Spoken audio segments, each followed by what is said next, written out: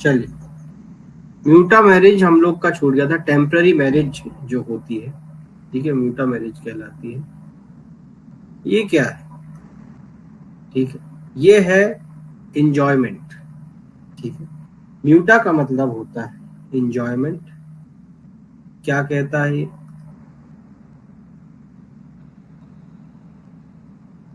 एक मिनट देखो।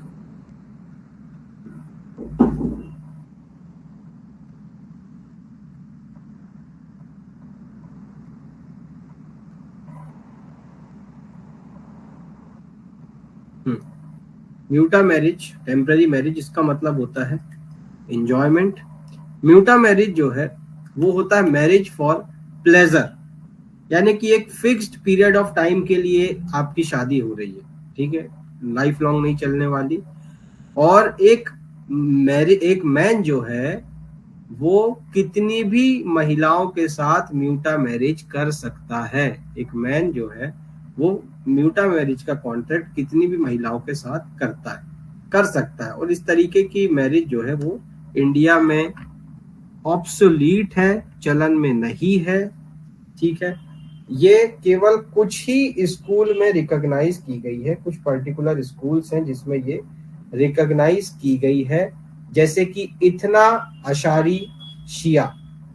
इतना अशारी शिया जो होते हैं उनमें इसको माना गया है, अदरवाइज वो जनरली चलन में नहीं है। अब क्या इनहेरिटेंस के राइट होते हैं म्यूटा मैरिज में? तो वो किसी भी तरीके के इनहेरिटेंस के राइट को नहीं पैदा करती, लेकिन कोई चाइल्ड यदि पैदा हो जाता है तो उसे लेजिटिमेट माना जाएगा। ठीक है, ऐसा चिल्ड्रन जो है वो दोनों पेरेंट्स से इनहेरिट कर सकता, दोनों पेरेंट्स की प्रॉपर्टी के लिए वो हकदार है। इसके बाद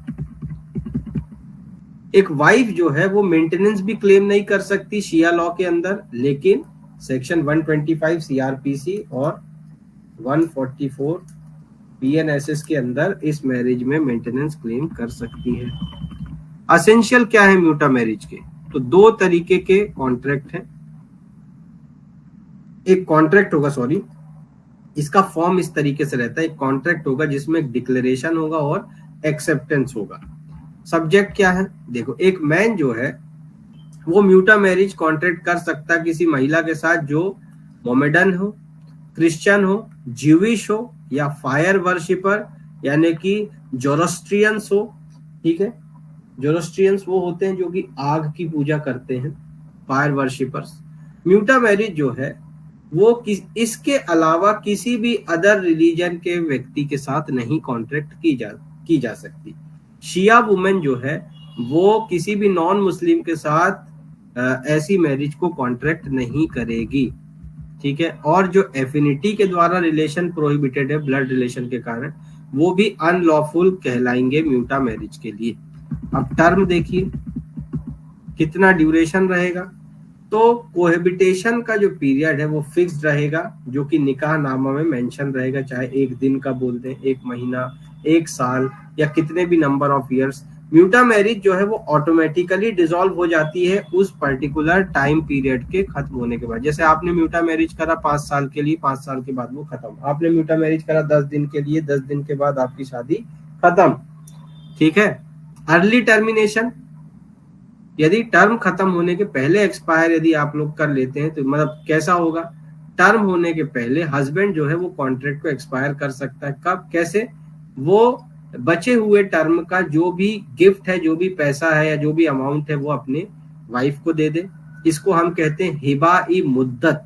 ठीक है, इसको हम कहते हैं हिबा ई मुद्दत। हिबा मतलब गिफ्ट। ठीक है, wife's consent is not required. म्यूटा मैरिज टर्मिनेट करने के लिए वाइफ की कंसेंट की जरूरत नहीं है। यदि टर्म कहीं पे फिक्स की नहीं गई है तो कॉन्ट्रैक्ट जो है वो वॉइड माना जाएगा एज म्यूटा और उसे परमानेंट मैरिज के रूप में ऑपरेट किया जा सकता है। अब देखो, डावर, मेहर कितना रहेगा? यदि डावर स्पेसिफाइड नहीं है तो कॉन्ट्रैक्ट वॉइड हो जाएगा। यदि मैरिज कंज्यूमेट हो गई तो पूरा मेहर मिलेगा। यदि मैरिज कंज्यूमेट नहीं हुई तो आधा मेहर मिलेगा। यदि वाइफ टाइम खत्म होने के पहले ही चले जाती है तो हस्बैंड जो है वो प्रोपोर्शनेट पार्ट डावर का जितना रहेगा उतना डिडक्ट कर लेगा। तो डावर के रूल समझिए, जहां पे डावर स्पेसिफाई नहीं है कॉन्ट्रैक्ट वॉइड हो जाएगा। यदि शादी कंज्यूमेट हो गई है तो पूरा डावर मिलेगा, यदि शादी कंज्यूमेट नहीं हुई है तो आधा डावर मिलेगा, और यदि वाइफ टर्म एक्सपायर होने के पहले चले जाती है तो हस्बैंड प्रोपोर्शनेट डावर अमाउंट को डिडक्ट कर सकता है। ठीक है, ये म्यूटा मैरिज जो कि टेम्पररी मैरिज होती है। ठीक है, नाम बताएं फटाफट किस किस तरीके की मैरिज आज आप लोगों ने पढ़ लिया।